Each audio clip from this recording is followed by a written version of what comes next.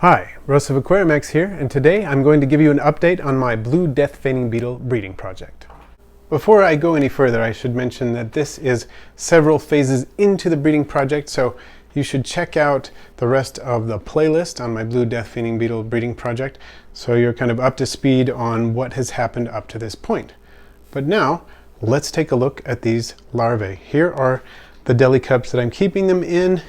You can see that there are carrots in there for them to eat. I also put cat food in there and the dried river shrimp and various things like that. I put bug burger in there. Want to make sure that they have various food items. They're also, of course, going to be eating the organic matter, the leaves and the compost that are in here. This is a mixture of sand and organic compost and leaf litter as a substrate.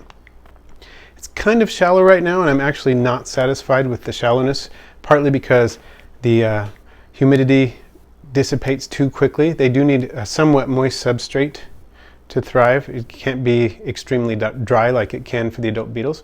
So I'm actually going to add a little bit more substrate to these. But let's open these up and see how the larvae are growing. So here are 8 of the larvae. They tend to play dead for a little while once you remove them from the enclosure, which I don't do terribly often, but once in a while it's good to check on them. And you can see some of them are starting to wake up and move around. This one here is about 1.75 inches long. It's just about that time where we need to start it pupating. Let's see if we can get a closer shot of it up near a ruler so you can see its size. All right, I'm just going to try to put the ruler under here so you can get an idea. Because when I try to pick up the larvae, it starts to contract, and then you don't really get a good indication of its size, but that gives you some idea of how big it is. And it really is closer to pupation than I thought it was. The last time I checked, it was a bit smaller, so that's a good sign. It means they're all growing. In fact, most of these have put on growth in the past couple of weeks since I checked on them. So about 2 inches seems to be the perfect size, or just a little bit smaller than 2 inches seems to be the perfect size for a pupation. So we've got, I would say, 1 that's very close, and then 2 or 3 that are reasonably close to that size.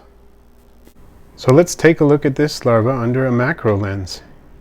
One of the things that strikes me is the pale nature of the head. It's a very light color. It's also very hairy. There's lots of these setae or hairs that you can see bristling out from the sides of the head and alongside the first segments of the body as well.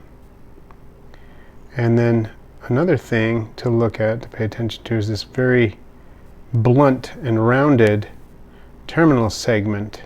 So those are 2 things that distinguish these immediately from mealworms. The body is a little more robust, more pudgy as well, and the color is a little bit different. And one thing that I notice is that when I pick these up, they sometimes excrete some kind of liquid. It doesn't seem to have any strong smell to it or anything. I'm not sure if it's just water or what, but they do seem to do that, and I would imagine that is some sort of defensive mechanism. And I do have to be careful to keep them away from one another, especially the ones of different sizes, because they can be cannibalistic. I learned that from Dean Ryder, so I've tried to keep them separate. These are only in here very, very temporarily, and I'm trying to keep them from coming into too much contact with each other. And for a purpose of comparison, here is one of the Blue Death-Feigning Beetle larvae with a mealworm. Once again, notice the difference in the color of the head area, the shape of the terminal segment, and the coloration in general. So the next step is to get an incubator. I've been researching incubators for a while, and I think I've settled on a model that I will purchase and then set it up and make sure that I can maintain a temperature of 88 degrees Fahrenheit with a relative humidity of about 75 degrees, and do that well in advance of the larvae actually being ready to pupate, so that I know that it is not going to have any problems during the pupation period. I'd like to thank our Patreon supporters. Without your help, it would be a lot more difficult to get this incubator. So your efforts are contributing directly to this incubator and to this Blue Death-Feigning Beetle breeding project. So I thank you very sincerely for that.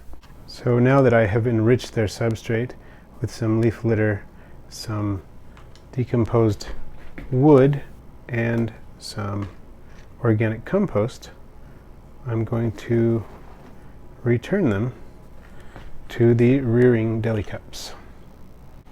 And you can see they seem to be pretty eager to burrow and conceal themselves.